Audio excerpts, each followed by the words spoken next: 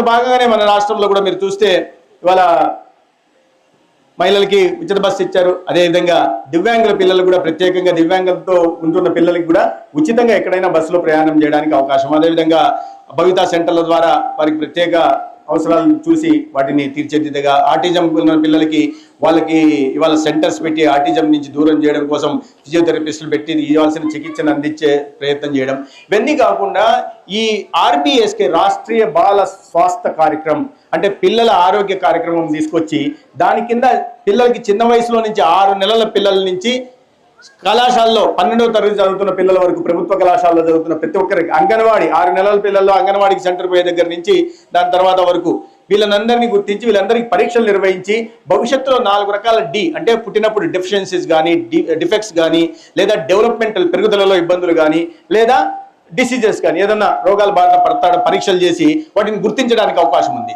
అంటే భవిష్యత్తులో ఈ 4Ds కారణంగా 44 రకాల వ్యాధులకు గురయ్యే అవకాశం ఉంది. వాటిని గుర్తించి చిన్న వయసులోనే దాన్ని డిస్ట్రిక్ట్ ఎర్లీ ఇంటర్వెన్షన్ సెంటర్ అంటారు. అటువంటి 36 సెంటర్లు పెట్టాం ఈ రాష్ట్రంలో. ఆ సెంటర్లకు వెళ్ళిన తర్వాత పిల్లలకి కావాల్సిన చికిత్స అందించి భవిష్యత్తులో వాళ్ళు అనారోగ్యం బారిన పడకుండా కాపాడడానికి అవకాశం ఉంది.